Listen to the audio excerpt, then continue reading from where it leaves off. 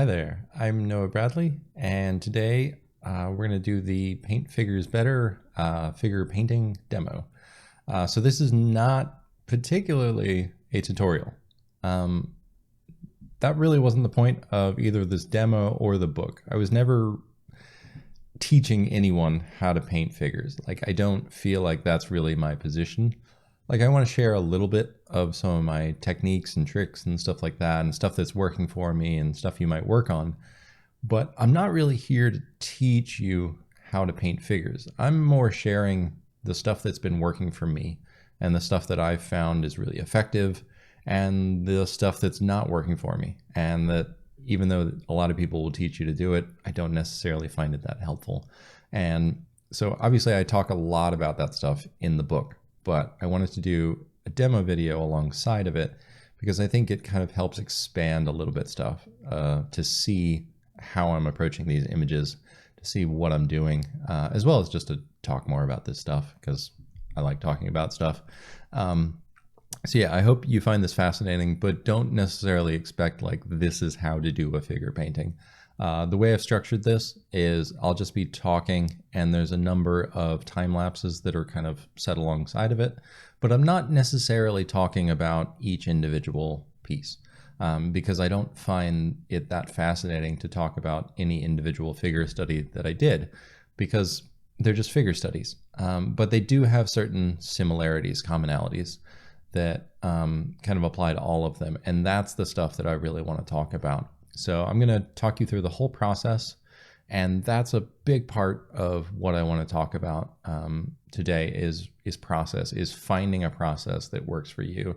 Because I think that's one of those crucial steps that is really hard and is really intimidating for people when they're starting out. And it's nice to have some kind of structure to go on, because you'll often find that it's really hard to know just like where to start. Like, what do I do? Like, yeah, I know I'm supposed to end up with this great figure painting or whatever, but how do I even get started trying to do that? And so I want to talk a fair bit about my process today, just to kind of give you an idea of how I approach these images. Just for a general overview, these days I'm always starting with a line drawing, and then I'll do a color block in underneath that, and then I'll take all of that, merge it all together, and then paint on top of that. And then that's my finished painting. It's a very simple process, but it's how I did basically every image in the book. And honestly, most of the figure paintings I've done outside of that for years now. It's really effective for me. I switched from mostly focusing on a painterly approach to things to starting to do line drawings. And I talk about this a number of times in the video. I found that switching to the line drawings helped me a whole lot, and I get into specifically why, but that was a big turning point for my own process, is figuring out that separating out that line drawing stage really, really helped me. And so that's something you might consider doing for your own figure paintings if you're struggling with things, or if you just want a process to go on, because processes are very individual. Whatever works for you is absolutely the best process for you. That might be totally different from what works for me. But if you don't have any idea what to do, just go ahead and do this process that I'm showing here, and you're probably going to be just fine. The other thing I want to talk about is the tools that I used, because I know people are going to ask, and I thought I'd talk about that real quick. iPad, that was a lot of the figure drawings and figure paintings I did for a while, because at the time I did not have a tablet screen. I had like a Intuos, and that's what I always did my landscape paintings on, so I didn't actually have one, but I did have an iPad, and I found that that's a little bit easier for drawing for me. I find that drawing on a screen is really good for drawing, but as far as painting goes, I always got along just fine with the Intuos. So anyways, I used the iPad for a while. Most of it's done with Procreate. If I could go back in time, I would probably do more stuff in Clip Studio Paint. The full version of Clip Studio Paint is available on the iPad, which is fantastic and blows my mind, because that is what I use on the desktop. I do not use Photoshop anymore. I did for a while, and even some of the paintings you'll find in the book were done in Photoshop. And the last thing that finally got me to do that final push out of Photoshop was when Clip Studio Paint introduced the Liquify tool, which I don't know how they took that long to have Liquify, but they did. But they finally have an actual Liquify tool. And at that point, that was the last holdout of anytime I was working in Clip Studio Paint, I always missed it. I was like, ooh, yeah, especially with figure work, I end up using Liquify a fair bit just to like correct mistakes and like nudge little things over. So once that was in Clip Studio Paint, yeah, I left Photoshop behind. And at this point, I don't really miss anything about it. Clip Studio Paint is a wonderful program. Highly recommend it. Yeah, if I was teaching art students today, excuse me, I would not recommend anyone learn Photoshop. It's good for some things, but honestly, for painting, I think Clip Studio Paint is a better program. I painted most of these on various devices, and I get into this in the book if you want specifics, but the one I'm using now is a Huion Canvas Pro 24 4K. And it's absolutely beautiful. I did a review on YouTube if you want to watch it, but it's a fantastic thing. I don't know that there's anything better out there. It's fantastic. I love everything about it. So, but watch that video if you're curious. Oh, one last thing before we get into the actual process and me talking about my process, is why I work digitally. Because I think that's an important thing, because there's actually a specific reason that I work digitally. I actually find that working digitally was the best thing for my learning process, because I find that it's the easiest to make changes in, both big changes and small changes, nudging things, moving things, erasing, redrawing. It is incredibly versatile. And for me, for learning, I find it a really exceptional medium. Because there was enough times working traditionally when I was disinclined to make corrections to my own work, because that meant I had to redraw things.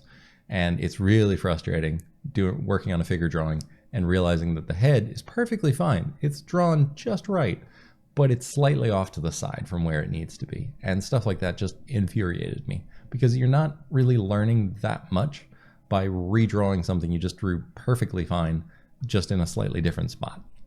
Like, yes, it means that you're going to be more careful about getting it in that perfectly right spot, but I don't actually find it that useful. That is not the best use of your time, being that careful about like certain things like that. So for me, I found digital to be a way better learning experience. And so whether you want to end up as a digital artist or not, highly recommend you at least give it a shot. The tools now are pretty darn cheap. You can get into this stuff relatively affordably and be able to make tons and tons and tons of art. So yeah, that's about all I've got to say about that.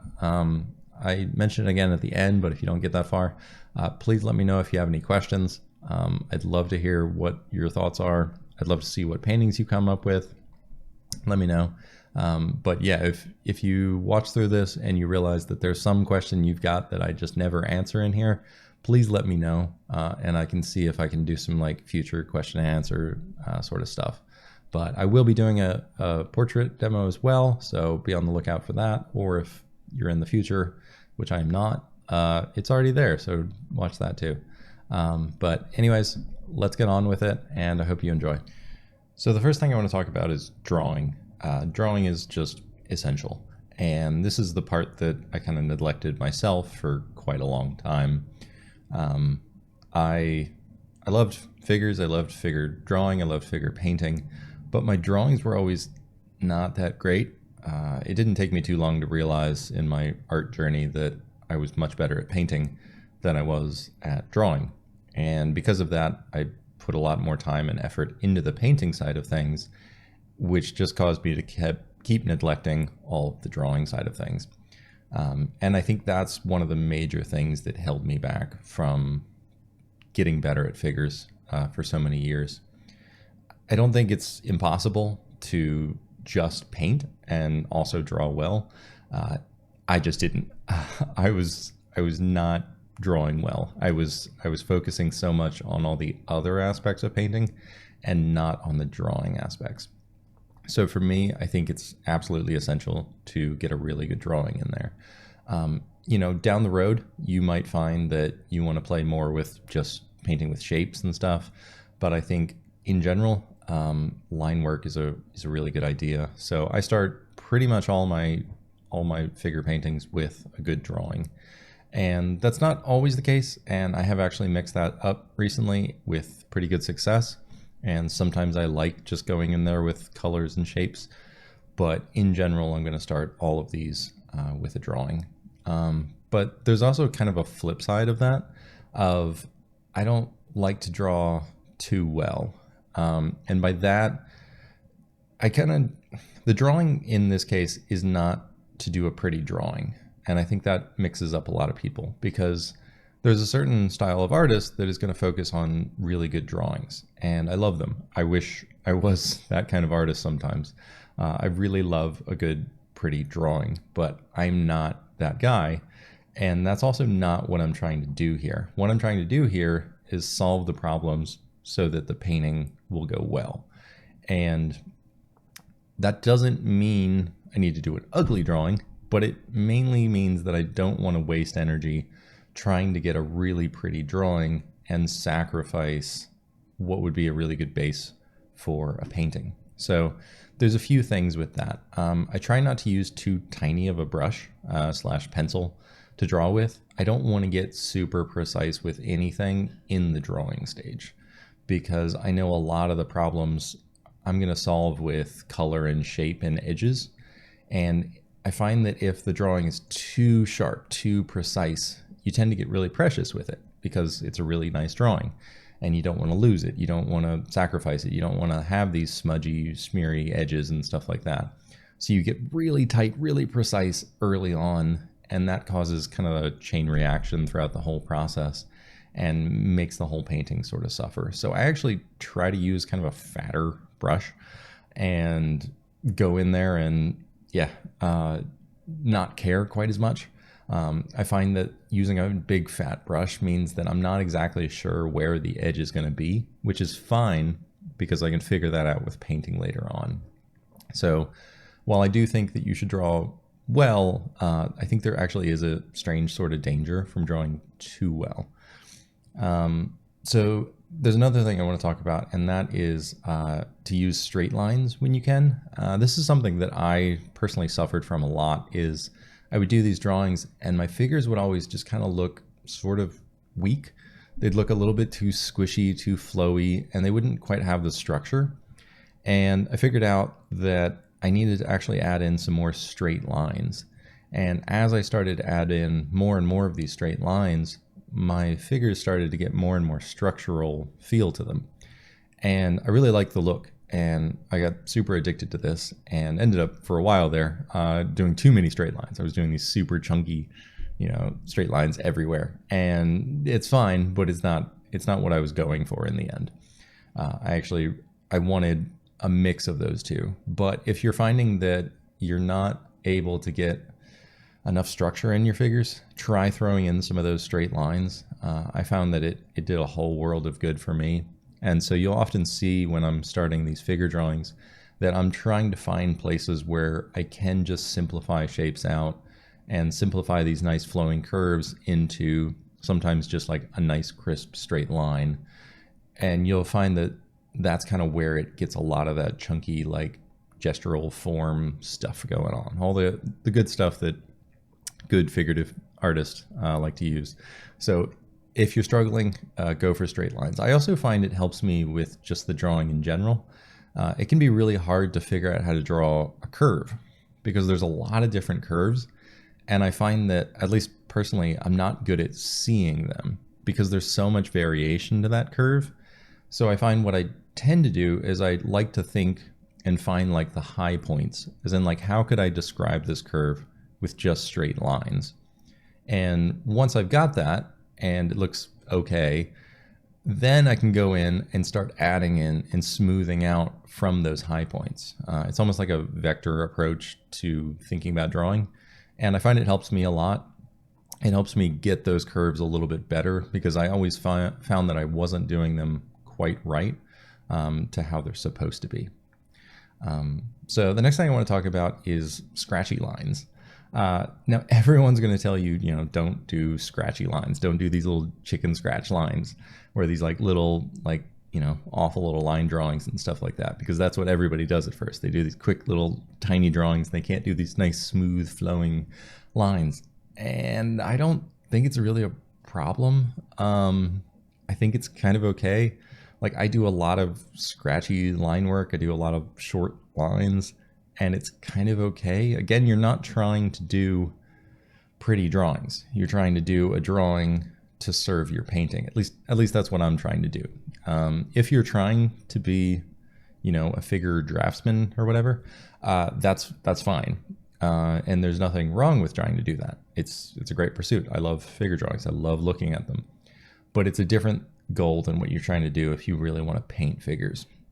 So if you're trying to paint figures, there's almost something nice about doing some scratchy stuff, because it allows you to explore a little bit. You can try stuff out, you can sketch lightly, and I find that I can explore and find the stuff better, and rather than just going in directly with these nice swoopy lines that look all pretty and stuff like that. Because I think there's, at least for me, again, this whole process video is about me, and these are my own quirks and stuff, and if you totally disagree, that's fine. But for me, I find that if a line is too pretty, I'm gonna get stuck on it early on, because I'm gonna think that, well, the line's really great, this looks really nice, even if it's not what might necessarily be the best thing in this particular drawing. So sometimes I like to explore a little bit, try things out. And for me, sometimes scratchy, messy lines are the best way to do that. So see what works best for you. So the biggest thing you want to do when you're doing the drawing is obviously work on the proportions. And I talk a little bit about proportions in the book, but the great thing about them is that they actually do get easier. And this was something that I was pretty excited about, which is why I brought it up in the book, is that I really assumed that proportions were just always going to be hard. And that's what everyone told me.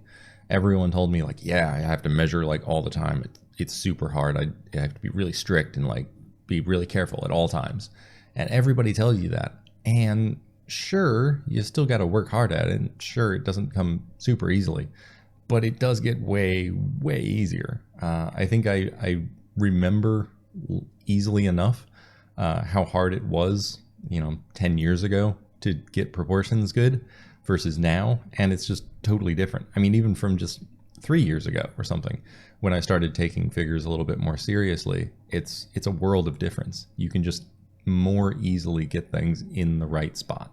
And that is just mind-blowing to me. But anyway, that's what we want to be doing while we're doing the drawing stage here. That's one of the biggest problems I'm trying to tackle. And there's a few reasons that I like to do it now during the drawing stage. It forces me to do the proportions because there's less that I can hide the proportions with. I can't just focus on like, ooh, pretty colors, pretty lighting. I've got to focus on the proportions because all I've got to work with right at this point is the drawing, nothing else. And if the drawing has awful proportions, it is super obvious that the proportions are bad. So I have to work on it. Furthermore, it's a lot easier to change the proportions. Like liquefying just a line drawing is really easy, especially when you're doing messy line drawings like I am. It's easy to push and pull that kind of stuff. So I love getting it out of the way at this point rather than waiting till later.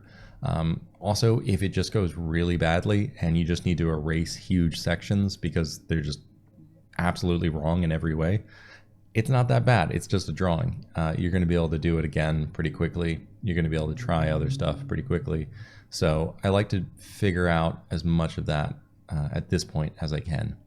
And honestly, I try to solve as many of the different problems as I can now before I get into the painting.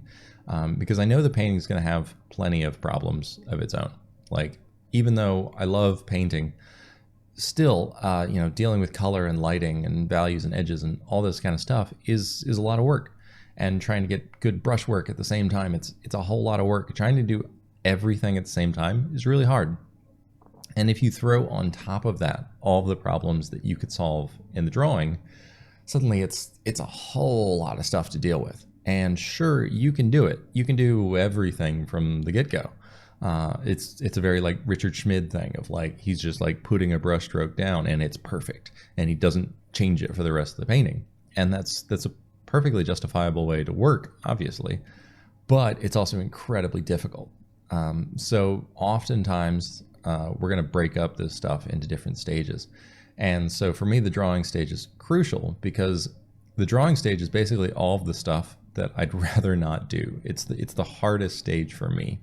It's all of the things that I struggle with as an artist. And it forces me to do that stuff right away. It forces me to figure out the proportions, the gesture, the form, all this kind of stuff immediately. And it makes me make actually really fairly crisp, accurate decisions about that stuff. Like even though I'm drawing with a pretty fat brush and stuff, so there's a little bit of wiggle room there. In general, though, it's still pretty strong choice every time I'm putting down a line. Whereas with painting, it's pretty easy to just kind of be really soft and squishy with things and push things around and use really gentle brushstrokes and stuff, and never be forced to make those really strong choices. So drawing for me is usually the hardest part of the process. And it's not always, sometimes it's enjoyable, but it's usually not the most enjoyable. It's kind of fun because stuff comes together really quickly, but at the same time, it's the part of the process that I struggle with the most, which is why I force myself to do it, because it's really good.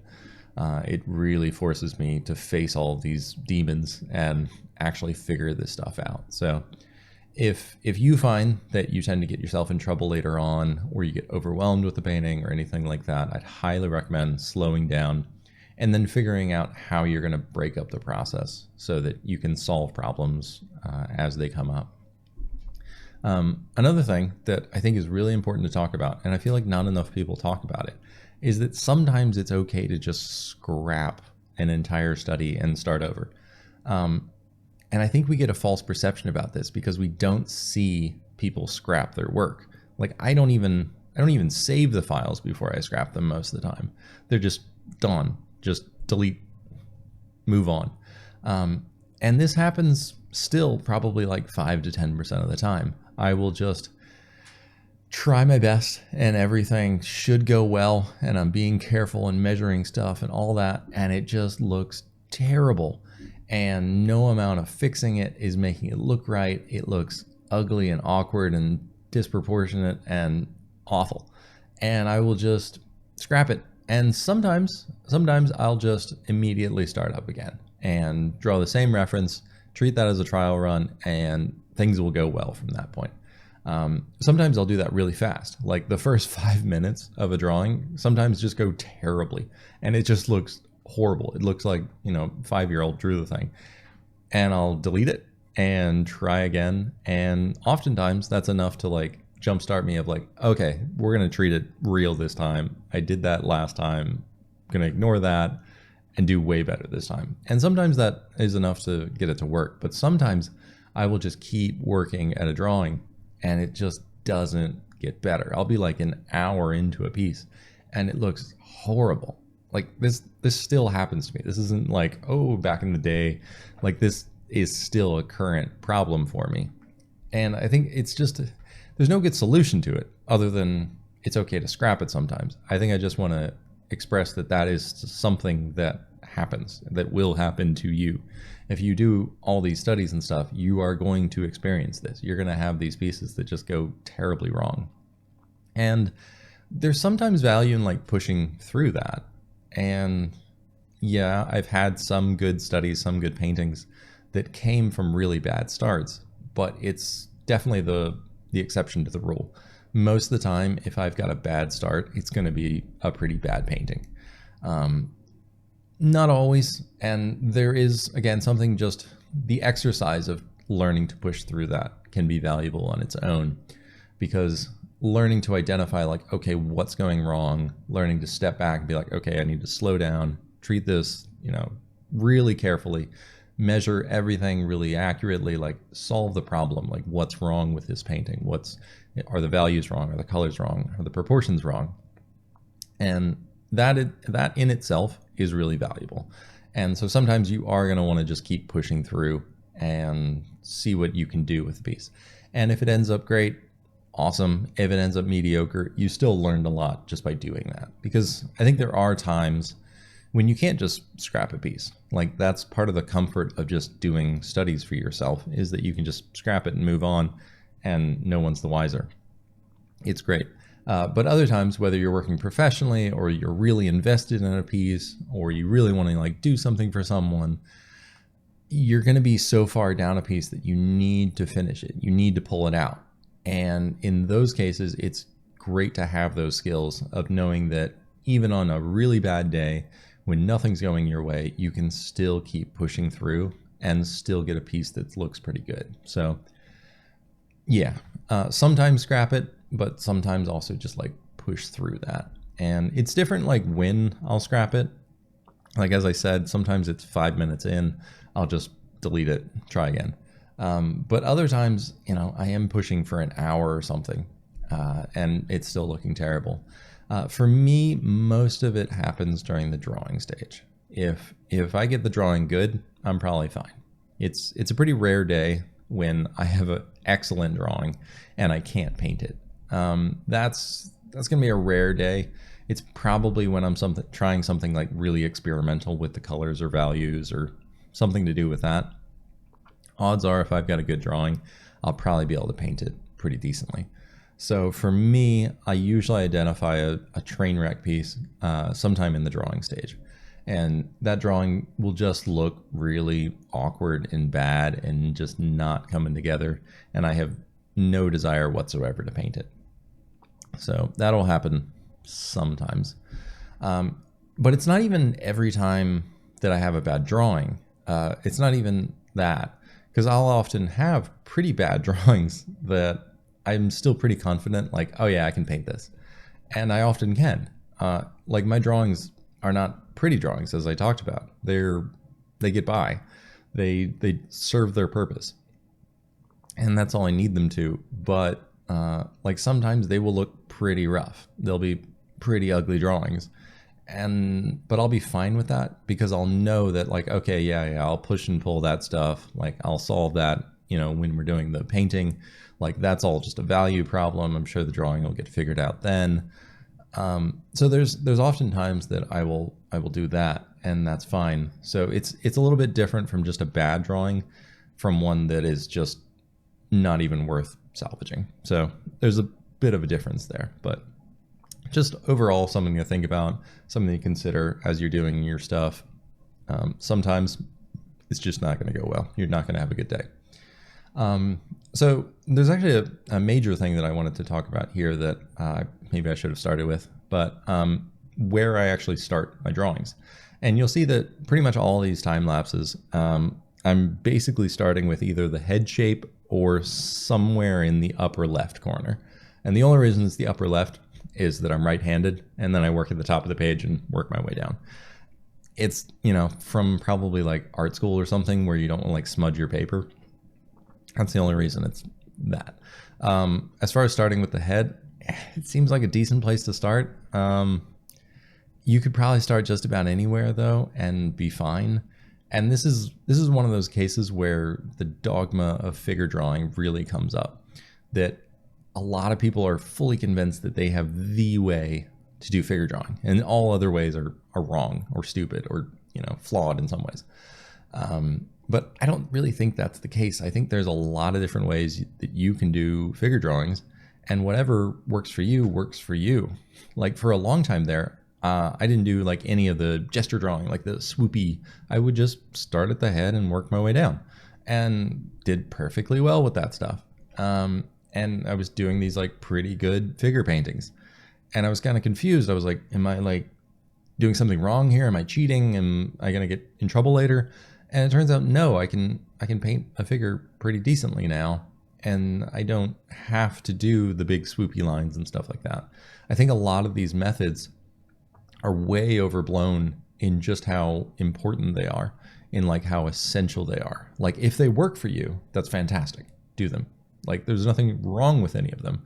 But I think too many people assume that these are hard and fast rules when they're basically just suggestions of some ways that you could solve some problems. Now I think there's a few in here where I do actually kind of start with like some vague like gesture lines of like, here's a line for the shoulders and like, here's the torso. And I'll do a little bit of that. And it's great. It works for me. And sometimes I try to like mix a little bit more of that in. Like currently I'm going through a phase of like, what would it be like to, exaggerate things like and simplify the gesture a little bit more. And it's kind of fun. But I don't know that it's essential. It's just what I'm playing with right now.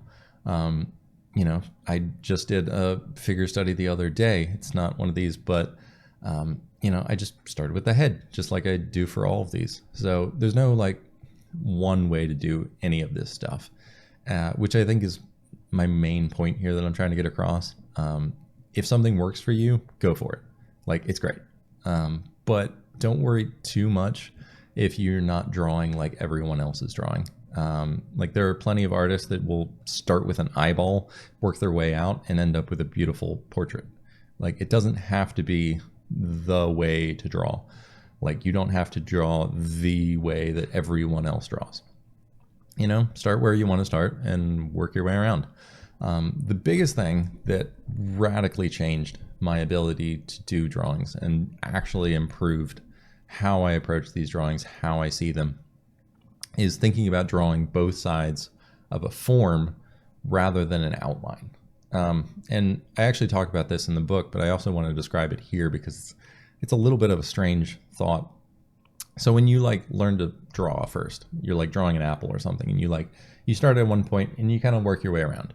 And you're comparing stuff and you're measuring and you're like doing all your angles and stuff like that. It's cool.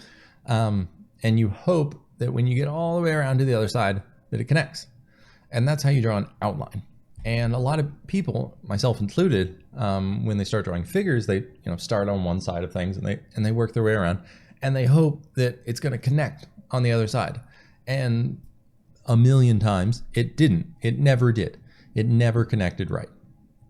And this drove me crazy. I was like, am I just bad at drawing? Do I need to go slower? Like, what is happening here? Why can I never get the proportions just right?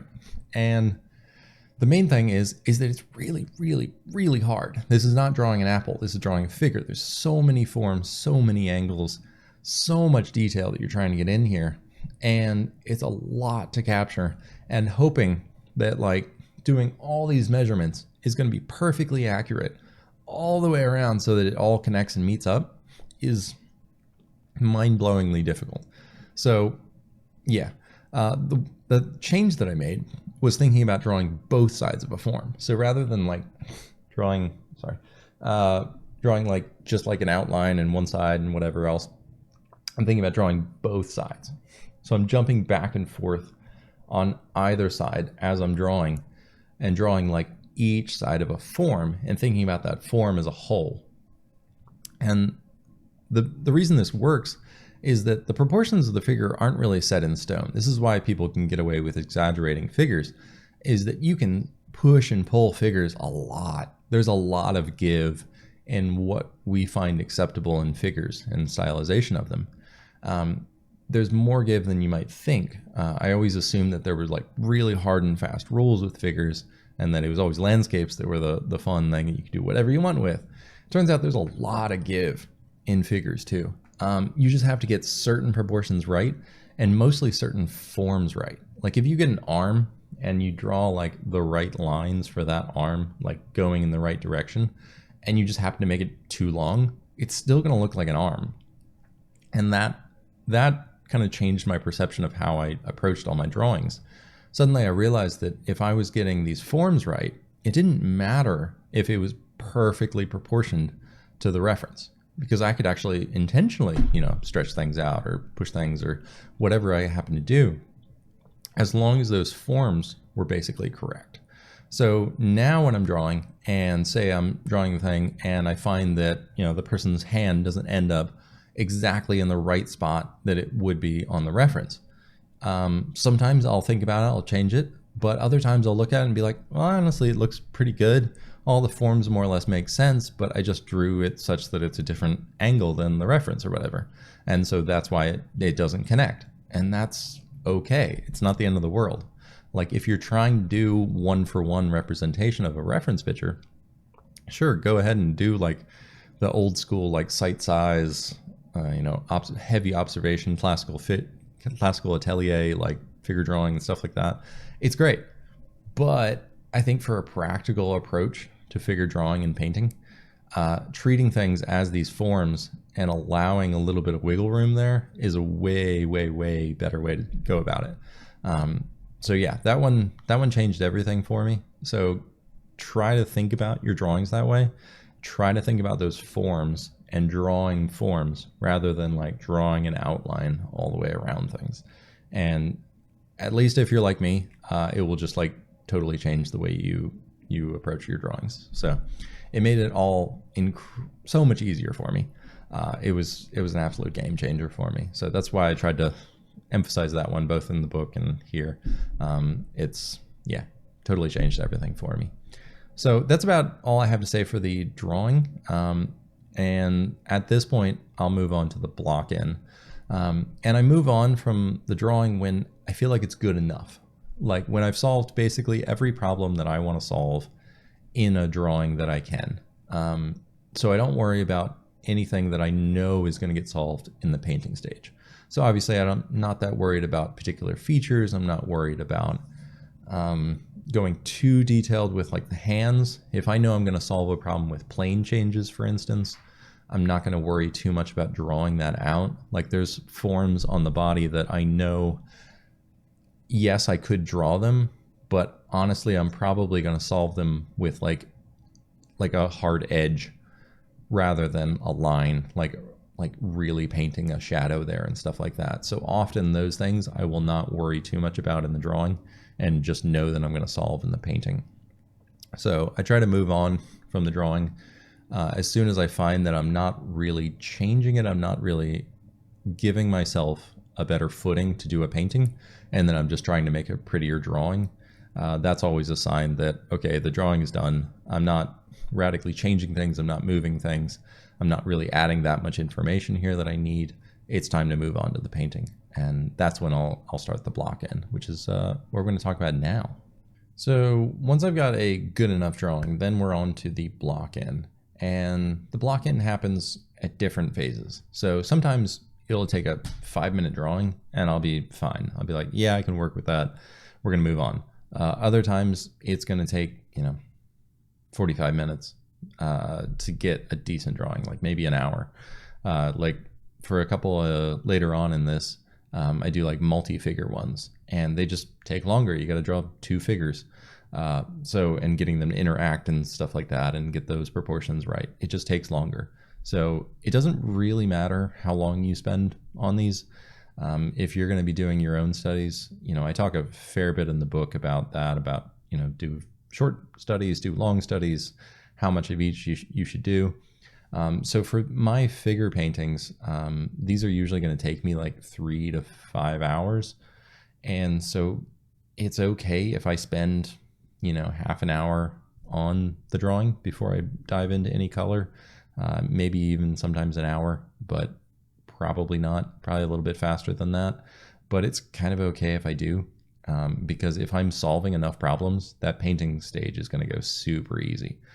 It's going to just go like a breeze because I just have to focus on that other stuff because I know my drawing is super solid. And as long as I don't lose that drawing, I'm going to be fine.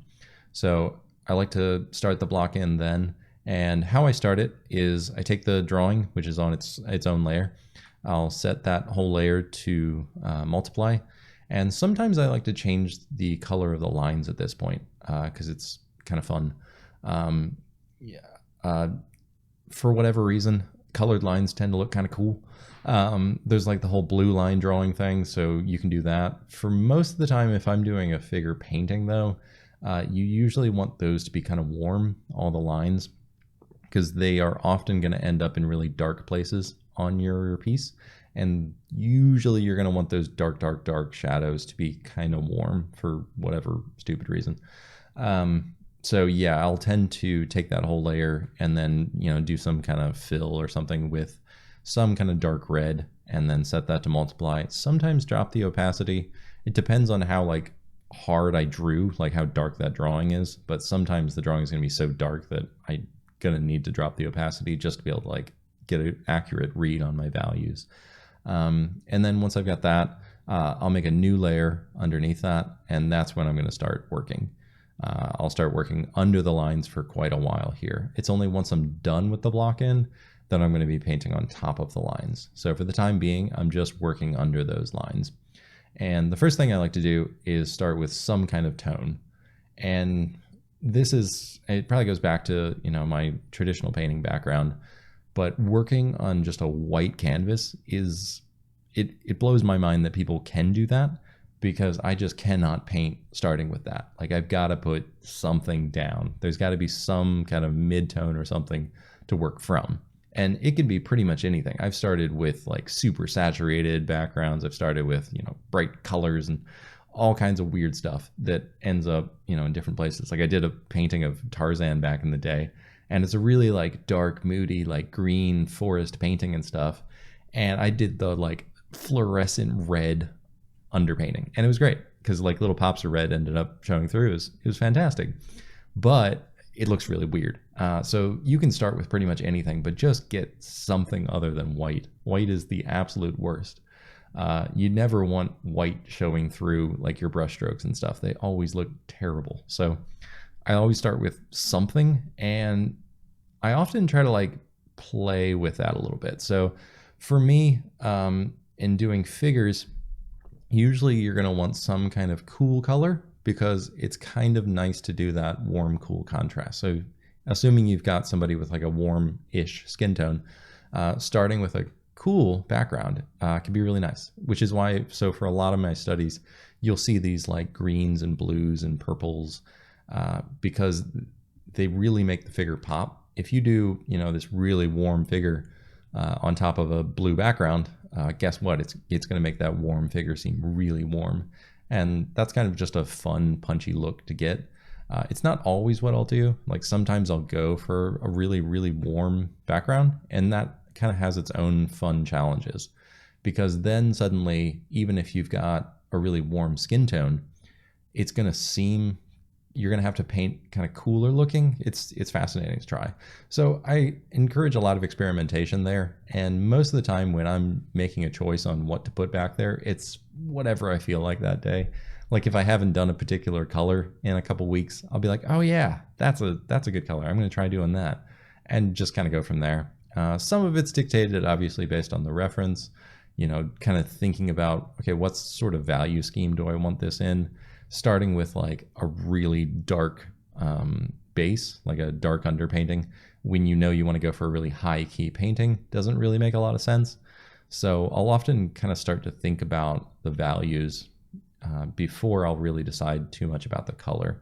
So if I know I want like, a really high key painting, I'll start to key things based off that. If I'm going to go for a really dark, moody one, I'm going to do something. Or if I'm going to, sit somewhere in the middle with a nice contrasty piece, I'll try to play with something in that. And so I'm always thinking about that. So for me, I don't really have to do much of a block in for the lighting, because I usually have a pretty good idea of what I want that to look like. And honestly, that's probably a subject all on its own. And that is kind of like taking reference and interpreting how you want to achieve that level of light, because that's something I just find fascinating. There's not just one way to like capture the lighting in a reference photo. There's a million ways, and I've shown this off in some of my landscape painting stuff before, and showing different ways you can interpret lighting from a given reference photo. So just a little random tangent there to throw out there and confuse the hell out of you, but something to think about. So when I'm painting, one thing that I really like to do is I like to kind of creep up on the values. So there's different ways that people approach this. Some people will kind of start in the middle and work their way out to either end. And that's kind of what I do. I tend to start with like a kind of a dark mid-tone, a little bit darker than I really want to go, and then allow myself to work out from there. I tend to like working light on top of dark, just because, I don't know, it's probably again from the traditional painting background. It's sort of how you're supposed to paint in oils a lot of the time. So I'm just used to doing that, and I like the look of it, and I like the results when I do that. But there's nothing wrong with going from light to dark. There's plenty of people that do that. They'll start with like these really light tones and then basically shade and just add the darks in there. And that's perfectly fine too. I think I do it sometimes as well. Other people like to get the extremes right away. They like to find their darkest dark and their lightest light, because then by doing that, it allows you to key everything based on those points. Because if you're painting something over here, you know you've got your brightest bright over in the other spot, and so you don't want to compete with that, so you know it's got to be darker than that. And that allows you to make sure you don't get too lost on things of like, well, yeah, this is dark right here, but it's not as dark as that, so I know it's got to be brighter than that. So there's different ways to approach it. I like creeping up on things. I find it makes a little bit more sense to me. I find that I can control things a little bit better that way. And so I like to slowly work in either direction, adding in some of those darks and some of those lights. I do like to find the darkest darks relatively quickly. I'll do those long before I find like the brightest brights. I'll even work up kind of on those brightest brights for quite a while, but already have the darkest ones in there, because I find that once you get the darkest ones in there, everything, the whole value scheme will sort of hold together. It kind of doesn't matter if you get those brightest brights if you've got that dark point, like the low level of your value scheme. If you forget to add a specular, it's still going to be fine because your painting's still going to hold together. Whereas if you're missing that dark point, your piece is going to look kind of washed out. And obviously there is an aesthetic to it. There's a reason Instagram filters are a thing, that like they bump up basically that low level dark into a color. And that's fine. It's a certain aesthetic. But if you're not intentionally shooting for that aesthetic, you want to make sure to get that low point. So I try to get that one a little bit before I worry too much about those brightest points. Mostly just because I know it's super fun getting that brightest point. And so I want to hold some of that value in reserve, like knowing that, oh, I could still go brighter. I can still go brighter later. Don't worry, like kind of keep it subtle. And that's always a constant thing for me. Like it's easy and it's fun to go really contrasty. Like it's a blast to do stuff like that. But at least for me and what I'm going for, it looks a lot better when you hold back, when you could go super extreme, but you're holding back, you're doing subtle things. I find that a lot more fun. And then you get to be really fun, really selective with doing just like those really brightest bright marks. And I just have a blast doing stuff like that. So I like to hold things in reserve as much as I can, and then just really hold out until you just have to like do that brightest mark. So yeah, those are just some thoughts on like how to approach things, because I know a lot of people approach things differently there. So another thing, if you're ever struggling with values, and I think most people struggle to some degree, at least at some point, with values. And a big thing to do is set up some sort of black and white proofing mode. I know Photoshop had this, and I used it for years when I was painting in Photoshop, and it was like Control Y or something, and it would turn on the proofing mode, and you could set that up such that it's just like switching everything to black and white. And this is different than other ways to switch to black and white, because there's like 6 different ways in Photoshop to just convert to black and white. And most of people do the wrong one that doesn't actually accurately do the conversion. But I think it's a good idea to set up some kind of proofing mode that will give you a good black and white, because that'll let you just check your values. If you're not in the habit of seeing colors and then working out what the values are, it's going to help you. It'll help you get that habit of always constructing images with good values. Because I actually don't recommend anyone really start with a value painting rather than just starting in full color. Obviously people do, and it's fine. And if you do it, that's fine. I'm not gonna like tell you you're wrong or stupid by doing that, but I would encourage you just to start with color. I think it's a better practice in general to just start in color. it's not that hard to start in basic colors and work your way from there. And it makes your life so much easier if you could even get the ballpark right colors. And I think it's just a good exercise to get into, and it's not that hard. It's one of those things that I think is mostly achievable for most people. In general, if you're struggling with color, start a little bit more muted than you want to go. I know you want to go super contrasty. Go pretty subtle, low saturation colors most of the time. You can always push that saturation later, which is how I approach a lot of my paintings. So keep things a little bit more in reserve and focus just on getting good values, get the general hue in the ballpark. You know, if you put something down and it looks too yellow, move it a little bit towards orange or something, and then that's all you've got to do. And by doing even just like basic colors like that, it's so much better than trying to start in an actual black and white and then try to add colors to that later. Like, I'm pretty good at color at this point, and I would struggle to do a nice colored black and white painting. Like, it would be just really, really hard for me to get good colors doing that. So I don't know how people do it. I know they do because I've seen it, but I really, really just don't recommend it. And if you're just trying to learn or something, I think it's a rough road to go down, and you're better off just like starting in color. Even if your first attempts are really bad, they're going to get better, and they're going to get better really fast if you just keep doing that stuff. So that's something I would recommend if you are going to do that. One of the things that I really try to get in early while I'm doing my block-ins that sort of relates to the stuff we're talking about here is figuring out the overall hue relationships between different things. Like, certain areas of the skin are going to be just different hues than others, and just getting those overall to look right before you get into the nitty gritty is really, really important. That's what I'm trying to do mostly in the block in, because I get to use a really large brush and do whole areas that are vaguely this color. Because that's the thing you realize when you're starting to look at skin is the more you look at it, the more different colors you're seeing. Like, I'm looking at my hand now and I can see, you know, reds, purples, greens, blues, oranges, like pinks, grays, like there's so many colors. The more you look at it, the more you're going to see. And the more you spend years doing figure paintings, the more you're going to see. And so suddenly you look at like a hand or something and you realize, well, there's a million colors in there. Well, what color do I paint it to start with? Because I got to put something down. And so you start to learn to look at the overall thing and be like, okay, well, the hand's probably going to be a little bit redder than the rest of the body. And so you just paint that slightly redder than the rest of like whatever general skin tone you've put. And then you start to realize that there are other areas like that. So I talk about it in there of like darkening the limbs and stuff.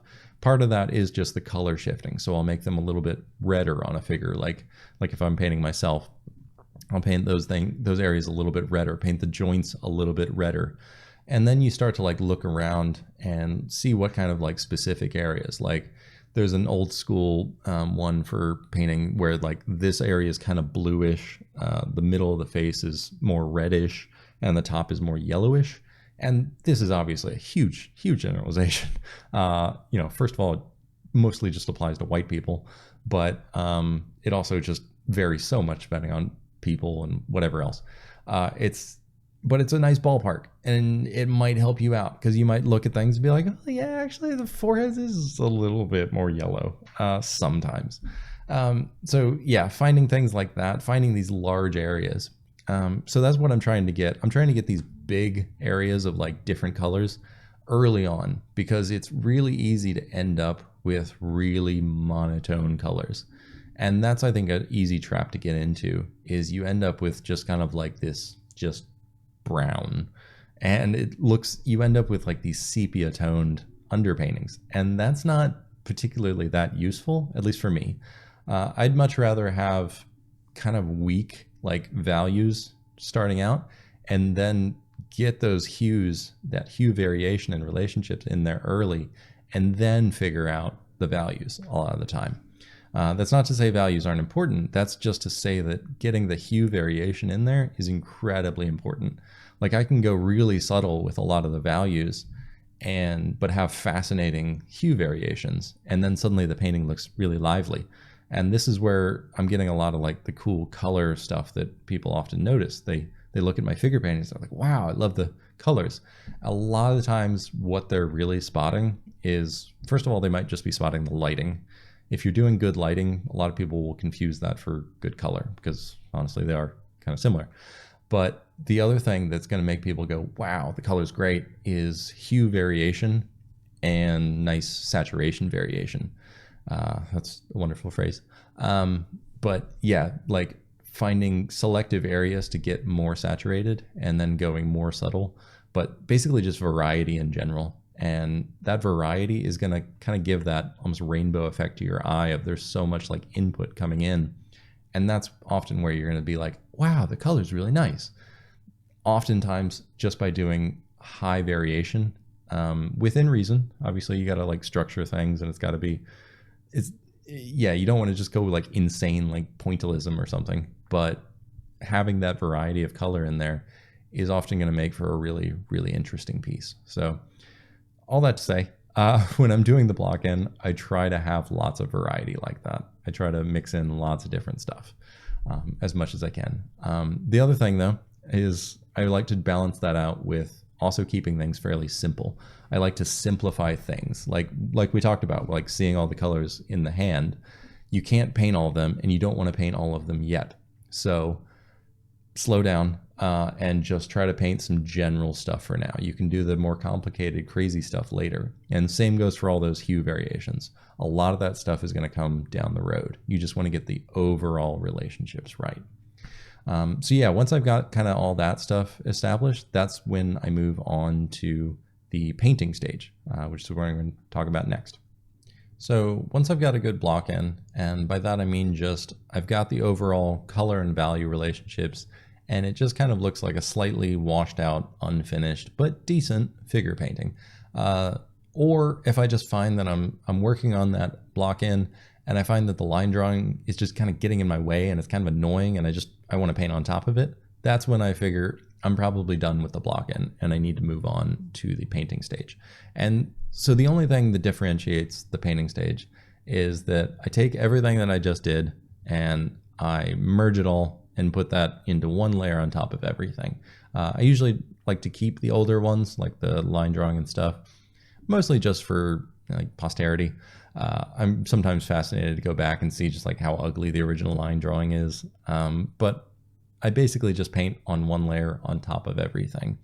And the reason I do this is that I still like having the lines there. Like I don't just want to turn the line drawing layer off because there's at this point still a lot of information that is in that drawing that's not translated to the painting yet. So I like to leave those in, and rather than just delete the drawing, I like to paint into the drawing. So I'll actually leave all my lines in there. And this is part of the reason, going back to why I put some color on the lines a lot of the time. It integrates a lot easier with the painting if it's not just like a pure hard black and it's actually got a little bit of color into it. So just a little something to think about there. But yeah, I'll just merge everything and just start painting. And there's no particular area that I'll paint first. Like that's always a question that people ask, like, well, how do you know what to work on? Like, I don't know, you work on something. You got to work on something. It's better than working on nothing. So just pick something and work on that. If something is bothering you, work on that. If you just happen to like working on an area first, do that. Like sometimes I'll go through phases and I'll be like, all right, I need to get the portrait right first. Because I figure, well, if I have a figure painting and the portrait looks good, I can probably make the rest of it look good. So that's often a place that I'll start, is trying to get that to look good. But honestly, you can start pretty much anywhere. I still try to start this painting stage relatively largely, as in like focusing on big stuff rather than getting into really tiny details, because I still want to be making those big choices about form and color and stuff like that. I'm just doing it in a way that is actually approaching what I want the finished product to be. So one thing to think about is looking at how colors shift from light into shadow, because now that we're doing the painting, we get to really dive into the specifics of that stuff and how colors transition from the light side over into the dark is fascinating. And it's where you're going to get a lot of the cool stuff happening, and how you're going to understand like all the colors going on with a figure. So first of all, differentiating what the light tone is from the dark tone, like that's huge in itself. Like, is the shadow like warmer? Is it cooler? Is it more saturated? Is it less? Did it shift in hue either direction? Oftentimes it does all of these things at the same time, and it's great. So there's some rule of thumbs, obviously. There's the warm light, cool shadows, cool light, warm shadows. And sure, there are plenty of exceptions to that, but it's not a bad ballpark, and it's a good thing to think about. So if you see those cool light, you're probably going to end up with warmish shadows, and that's a good ballpark. It's also good to look at that, like the very edge of a shadow, because oftentimes, because there's basically subsurface scattering happening everywhere at all times, you're getting a little bit of bleed like of light through the skin right at the edge of a shadow, and it's often where you'll get like a little bit of a glow there. So you often find a little bit more saturation and more punchy color right around the edge of a shadow. So always be paying attention to that stuff. Really look at how that transition happens and the colors that happen. Don't just assume that, okay, it goes from the dark to the light and that's just a gradient and you're done, because it's rarely the case. You really want to look at that stuff and be like, okay, does it just shift from that to that, or is there something interesting in between? So look at those in between colors and start to figure out how you're going to handle that stuff. So you're going to find a lot of fascinating colors in there. But first of all, just try to look for areas where you actually notice that it gets more saturated. That's a good first place to figure out, like, oh wow, it's not just a smooth gradient from one side to the other. So think about that. I like trying different brushes during this stage, and the brushes I use depend a lot on what I'm going for. And I think that's something that people don't exactly realize. They think there's like best brushes, but there's not really best brushes. There's best depending on what you want to go for.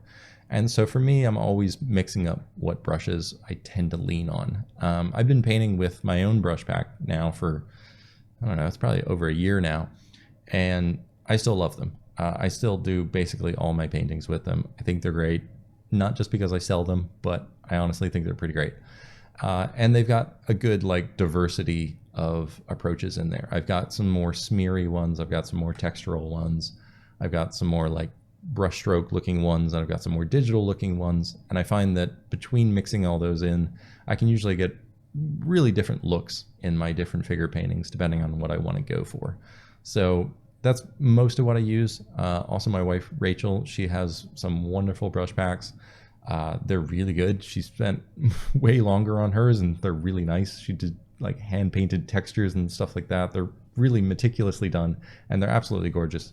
And I particularly love the oil painting effect one she did, because I find that they do a really good job of capturing the traditional look digitally, which is kind of a hit or miss thing. Sometimes it can look really odd, but when it's done well, it's a super, super good look. So I'd highly recommend you check those out as well. They're very good. But yeah, honestly, just experiment with brushes. I think that's the important thing. Sometimes I'll just use a hard round brush and be super happy. The ones in Clip Studio Paint are incredible because they do much better with kind of having sort of a mixer brush, but also not a mixer brush. It's basically what a mixer brush should have been in Photoshop and never has been. You just open it up and it blends colors just like you think it should blend colors. I was blown away by just how like intuitive it felt. So try that out if you never have. It is okay to use the smudge tool. I just want to throw that out. A lot of people get really held up on this of like, oh, well, I can't. I've got all these brush strokes and stuff like that, and I've got to hand blend them all by really slowly working and using layers after layers after layers. You can just use the smudge tool. There's nothing wrong with it. The only reason people give like the smudge tool a hard time is because some people abuse the hell out of it and use it absolutely terribly. But there's nothing actually wrong with the smudge tool. Part of the reason is what I talked about just before this, of talking about that transition from light to dark and how there's sometimes colors in between those. That's what you're looking out for. So when you're just smudging, you're just blending those two colors. Think about going back in and adding in some of the other colors if you are going to use the smudge tool. There's nothing wrong with it. It's honestly probably the most efficient way a lot of the time to blend two colors, but don't forget to look at that transition and see if there's other intermediary colors in between those, because that's where a lot of the fun stuff is going to happen. And if you do that, you can use the smudge tool. Let's see here. Sometimes I like to paint out the lines, but sometimes I like leaving them in. I'm not really hard set on either of those. Sometimes I like the look that some lines can give me. Sometimes a well placed line in a very representational figure painting can look really nice. It can just add like a bit of clarity or strength to an area that otherwise might be kind of weak. And so sometimes I think lines are great. So yeah, if you like them, go for it, add them in. Other than that, sometimes I'll want to be really, really painterly and want to get rid of all the lines, in which case I will paint out basically all the lines. And that's perfectly fine too. It's just a very different look. It depends on what I feel like doing that day. Sometimes I just feel more painterly. Sometimes I feel a little bit more like stylized. Just depends on the day. Let's see here. Subsurface scattering is wonderful and you should do it, and it's beautiful, and you should not go overboard on it. This is something that I think a lot of people do, is go way overboard on it. So look out for it in like the ears and the nose, especially the hands and stuff like that. You're going to see some in the eyes. Pay attention near rim light, because when you've got that really harsh light coming through the skin, you might get some there. So look out for all these areas and punch up that saturation, but also don't go insane. This is something that is easy to go overboard on, and a lot of people will. One thing to do is watch out for going too contrasty with your values. Often subsurface scattering is pretty mellow on the actual values, and it's more of a hue and saturation shift. And so you'll often see these ears, for instance, that have a lot of subsurface scattering, and the values actually aren't that contrasty, but it's the fact that it's super red and it's actually quite saturated, even though everything around it is not saturated. So it might just be a tiny little value shift happening, but a massive saturation shift. So think about that stuff. Always look out for it. It's good stuff. But yeah, it's easy to go way too far overboard. I always like thinking about color relativity when I'm painting. For instance, and this is probably the biggest one that comes up, is painting cool tones on the skin. You're going to find a lot of cool tones on every figure that you're going to paint. It doesn't matter who you're painting, there's probably going to be some cool tones in there. And the mistake a lot of people make is the first time they actually see like greens or blues or purples in like a skin tone, they're gonna be like, oh my god, I there it is, it's blue. Sometimes it's blue, but a lot of times it's relatively blue, which means that a lot of times what I'll actually do is I'll paint a kind of gray color there, and it probably looks blue, because if the rest of the figure is really warm, you're probably going to end up with a nice cool tone just by putting some gray there. So always be thinking about that color relativity.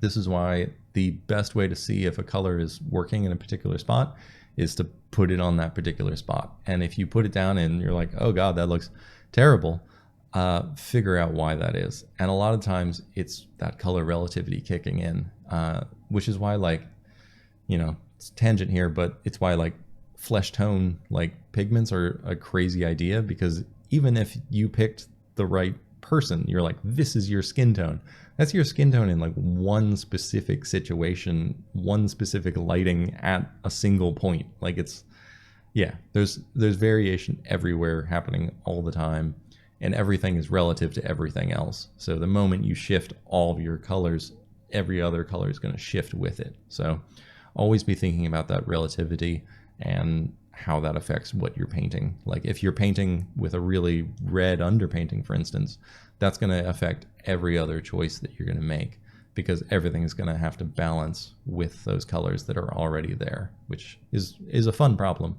but something to think about and always keep in mind. So edges are a big part of finishing paintings. And there are some like general rules. Like if you're painting an area that's like a little bit bonier, like the bones are near the surface, it's a harder area, then it's generally going to be a little bit of a harder edge. If it's like a sharp angle, it's going to be a little bit of a harder edge. Whereas if something is a soft area and it's rounded, maybe there's like a little bit of hair on it, then it's going to be a softer edge. And these are general rules, and they help because they can help you spot things of like, oh yeah, that is a little bit softer, and that is a softer edge. They help you look for it, but they're not going to give you everything. Honestly, at the end of the day, I think edges are a huge like personal choice of how much you want to push and pull them, and they're very hard to work from photos. This is one of those areas that photos don't quite get you all the way there, because I think edges are something much easier perceived with the stereoscopic vision. When you've got that sense of 3 dimensions, you're gonna have a much easier time telling like, is this a hard or soft edge? Should I paint this hard or soft? So it's a lot of intuitive choice there. So that's a tricky one to work on, and is one of those things that I think I have a lot of practice that I need to work on here in the future. But it is something that I'm trying to actively work on and pay attention to. So yeah, just give it some thought. The big one that I like to look out for and always suggest for people is finding any excuse you can for lost edges. So if any area is just, you look at the reference or you look in front of you and you can barely tell where the edge is, go ahead and just like lose that edge. Like just go straight through it and don't even have an edge there. Let those colors blend into one another, because it does a lot of things and it looks really cool, but it also like integrates different elements.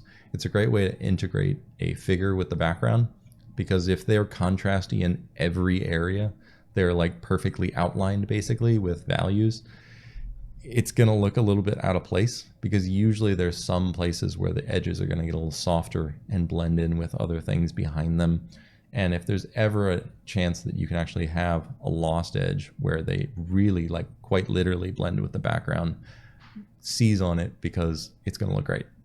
So yeah, always be looking out for those. Let's see here. What are we going to talk about next? Hands. Hands are great. Painting hands is, as I said in the book, like really, really hard. They're hard on their own. So honestly, the best way to do it is, of course, to do like some dedicated hand studies. Like you should just paint hands like on their own, paint a lot of hands, because even if you can draw hands pretty well, painting hands is a slightly different thing. Like the solutions that you have to paint a hand are very different, but they also give you other tools that you don't have with drawing. They let you like imply certain plane changes in different ways. It's a lot to get into, and maybe I should do like its own video at some point, but basically just do a lot of hand studies. But the other problem you're going to run into, and this is one, it's like a major one for while you're doing figure paintings, is actually getting them to look good with the rest of the figure painting. Because I got to a point where I was like, oh yeah, I'm doing these like pretty decent hand studies and they're looking good. And then I went to do my next figure painting and I realized that the hand is like this big in the figure painting. And I'm like, well, I can't do all that cool stuff I was doing in the hand study because all I was painting was the hand. Like, how do I get it to look cool integrated with the whole figure? And this is part of the problem. Because the moment you get it to look good by zooming in and like painting like the hand perfectly, it looks terrible with the rest of the figure, because it turns out the values are all wrong, the detail scale is all wrong, and you actually need to be able to make sure you're integrating it with everything else. And so unless you're going to paint the entire figure super tight and super detailed, you don't want to paint the hand like that. This is something that I think a lot of digital artists struggle with, that is not a problem that really existed as much with traditional work, in that with traditional work, there is a limit to like how detailed you can get a particular thing. Like that is the limit. Whereas with digital, there's basically no limit. You can just keep like sharply painting these things and just getting it super, super, super, super sharp. And because you can zoom in basically infinitely. Whereas with traditional, there's like a limit. There's a physical limit of like, okay, that's as tight as this thing is realistically going to get. So yeah, all that to say, think about how it's going to look integrated with the whole thing. Always be zooming out a lot. Try to get the look for the whole thing. Try to paint it zoomed out as much as you can. Like obviously, you're going to want to zoom in a fair bit to paint the hands, because guess what? It's a tiny detailed area, and there's a lot of stuff you want to get in there. But try to find ways to simplify those hands so that they still look good integrated with the whole figure. And along those lines is the next thing I want to talk about, which is portraits. Portraits look awful. Like this is something I struggled with so much, was even when my figure painting started looking pretty good, I would try to paint these little portraits on top of them and they would look awful. So I'd often just be like, no, I'm going to artfully imply like a nose or something and just like fade into the obscurity and not worry too much about that. And that's what you see a lot of people do, because it turns out that it's really hard to get a good portrait and a good figure to all work together, because the demands of doing a portrait are still just as hard as just doing a portrait. It's just that now you've got to do that integrated with a whole figure. And that turns out is an incredibly difficult problem to solve. But I think it's also a really good exercise. So I highly recommend doing it, as long as portraits are something that you want to be working on at the same time, which if you're practicing figures, you probably want to practice your portraits. And if you need to practice both, then trying to execute them together is a wonderful way to practice both of them. Like I think portrait in its own right is a skill, and I think pursuing just portraits is a great challenge, and is a little bit different than pursuing portraits like as an element in a figure painting. So I think it's worthwhile to do both. I love doing dedicated portrait studies because I love what I get to figure out there, but I also love having to paint these portraits. I don't love because it's really freaking hard, painting these portraits on a figure painting, because like, again, getting that to work as far as like the scale, the details, the edges, it's really, really, really hard. And I will often spend a really long, disproportionate amount of time just trying to figure out how to paint these portraits. And it takes a while, and a lot of times they don't end up great. My success rate is iffy at best, but it is fun to do it. So yeah, don't slack off on them. And I think that's kind of what I'm trying to say here is they are hard, and it's going to be really hard to integrate them. But I think probably your whole point of doing figure paintings is to paint figures. And so this is a case of practicing what you want to end up doing. And you're probably going to want to end up putting figures into your paintings. And you're going to want to have figures with great portraits and great hands. And so learning how to do that whole thing in one piece is a really good exercise. So try to basically like play the game, as I sometimes say, rather than just practicing for practicing's sake. Like practice what you're actually going to end up executing. Try to actually put together a whole figure into one piece, even though it's really, really hard. So the next thing I want to talk about is spending the right amount of time on it. And this varies a lot. Like obviously the question I get asked a bajillion times is, how long did it take? And I'll never stop getting asked that. I don't get asked about brushes as often, but I do still get asked, how long did this take? Every single time. And honestly, it's kind of an interesting thing. Like you never really know looking at a painting. Sometimes fast paintings can take forever.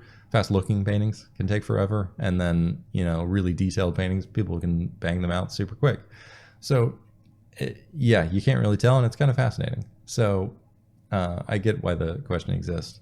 But for me, most of these are taking probably 3 to 5 hours. There might be one or two that are closer to like 2 hours, and there might be a few, especially these like 2-figure paintings, where they probably bumped up past 5 hours, just because I'm painting 2 figures. It takes a while. Even though I'm dealing with the same scene and jumping in and out of things, it's still 2 figures you got to paint. It just adds up. So, but my point here is not that that's how long it takes, because that's how long it takes, but rather that you should be spending the right amount of time on things. You don't want to rush things, because I think rushing things is kind of stupid. But you do want to paint efficiently, and you also don't want to just polish things needlessly. Like, your point here, at least if you're like me, is to study, to get better. And there's a certain point of diminishing returns of, after 6 hours, say, I'm going to be refining something, but I'm not necessarily going to make it much better. I'm going to change things, and I'm going to make things tighter or more refined, but I'm not necessarily going to improve what I have. It's just going to push it into a different area. And say I'm going for a really detailed, intense aesthetic like that. Maybe that's what I need to practice. And honestly, there is maybe a point to that maybe I need to start pushing into the 20-hour figure paintings, because there are different things to be learned at that point.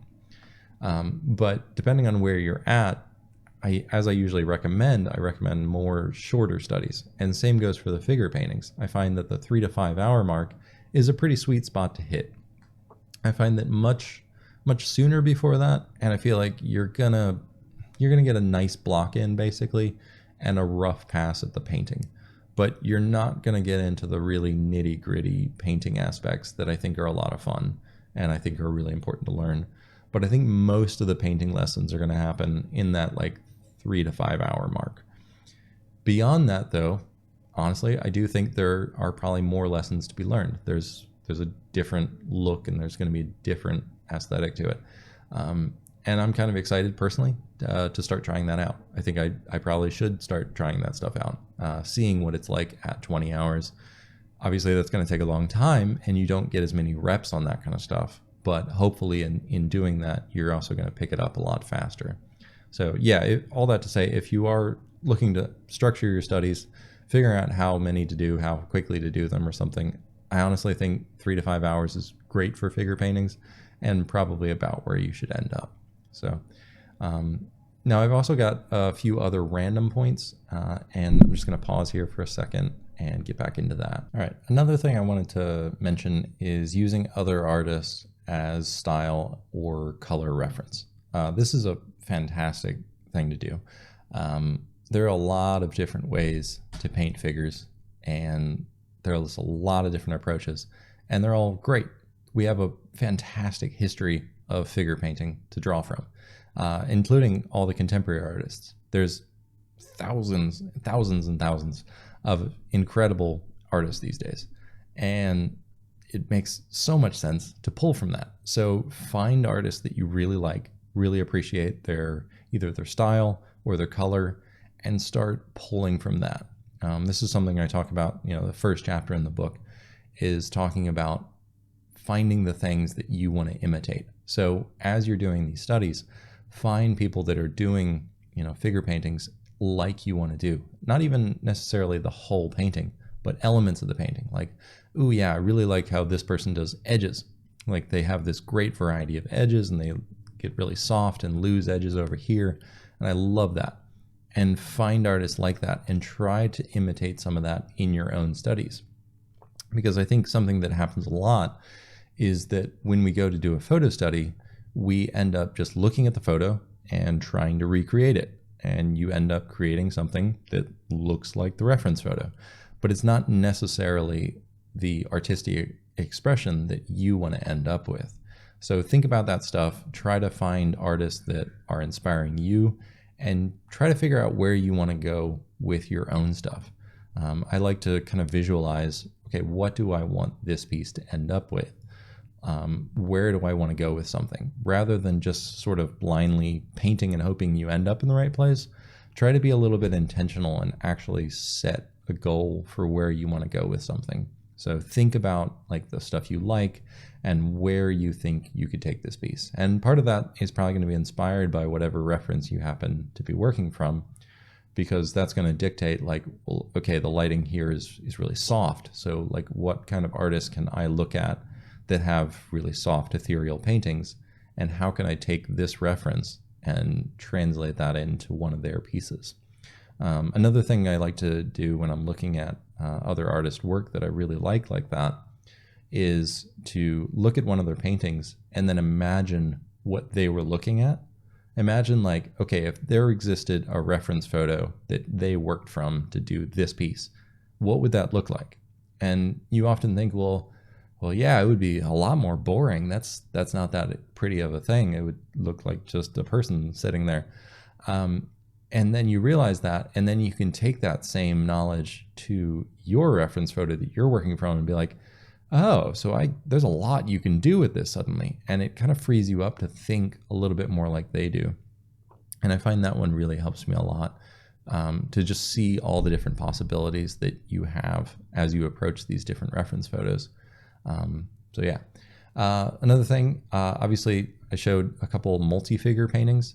These are great and super difficult exercise, because as if figure painting wasn't hard enough, getting multiple figures in there, both gestural in their own right, but interacting with each other, proportional to each other, interesting color dynamics, like where they're actually physically touching and how that affects different skin.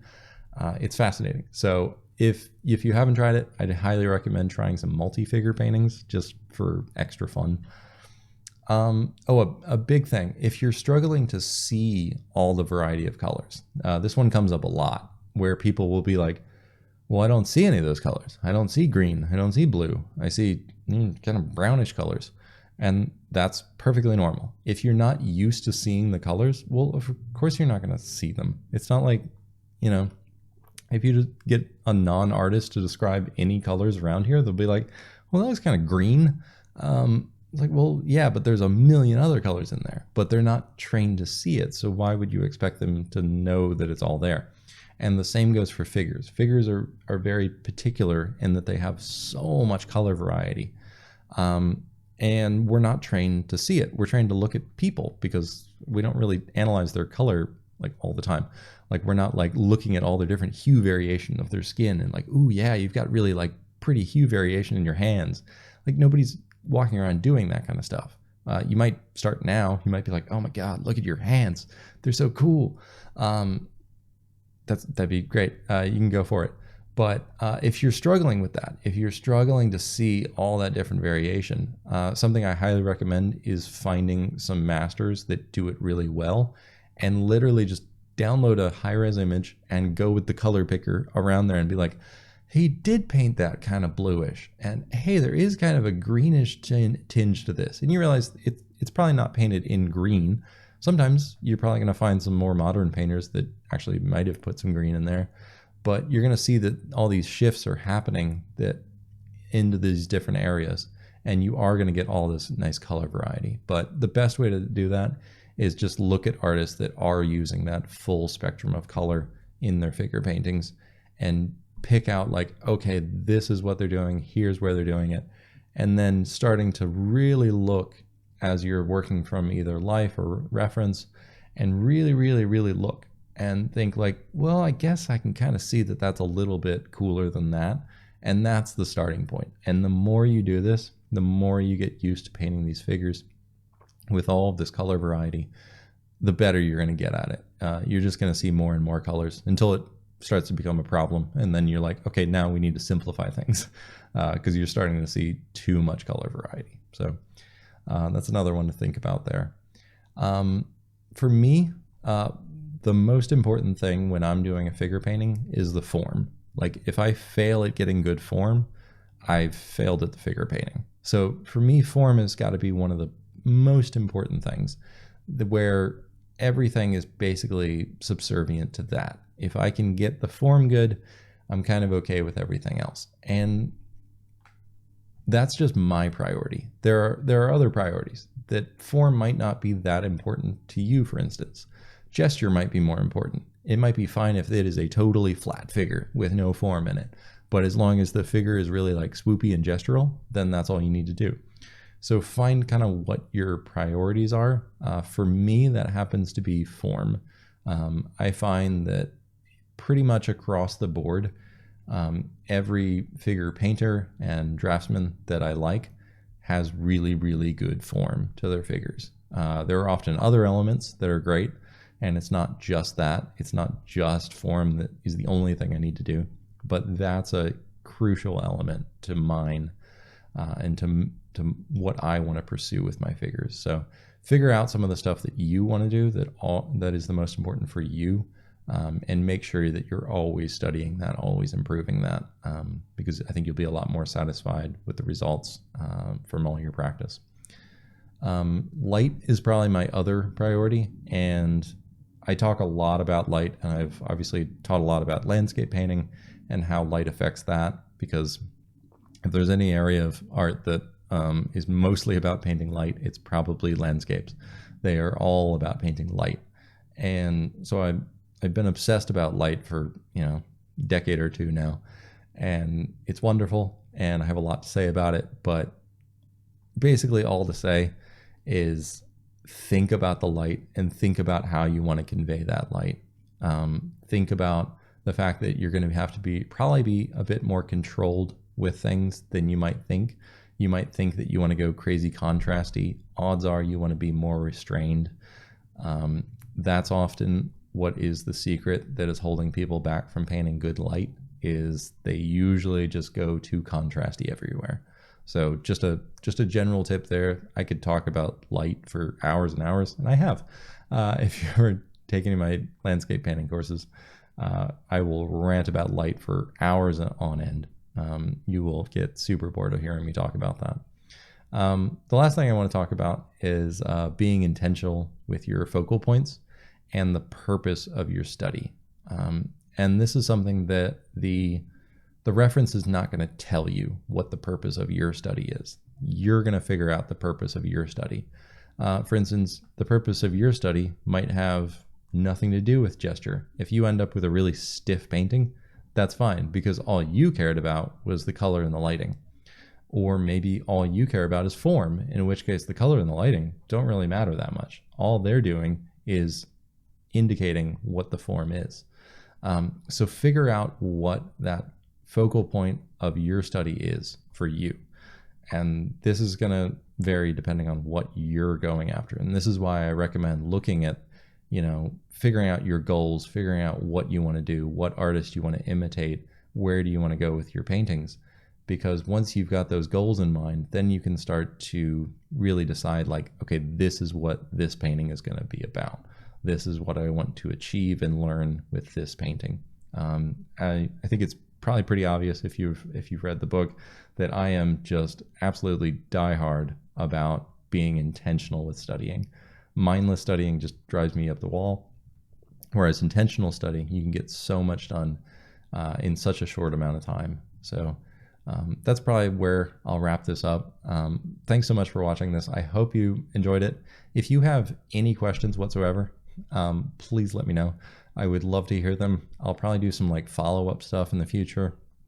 I've also got a portrait painting demo on the way that'll be very similar to this, where I'll talk all about my process, walking you through how I just paint portraits. But if you have anything whatsoever that you want to hear about figure painting, let me know. I'd love to hear your questions. I'd love to hear your thoughts. I know they're hard, but I think if you do a lot of these studies like this, you're going to learn a whole lot, and you are going to make progress. Because, God, if anybody is proof that you can be pretty mediocre at figures and eventually get pretty good at them, I got there somehow. It took many years and it took a lot of effort, but it turns out when I put in that deliberate practice and really dedicated myself to it, I actually finally got the results I wanted. So I hope you have a similar experience, and I hope this has been somewhat informative. Hopefully you've gotten at least some ideas on how you can approach your own. Hopefully you've been painting alongside me or something like that. Yeah, let me know. Send me your paintings. I'd love to see them. And yeah, I think that'll do it for us, and I will see you next time.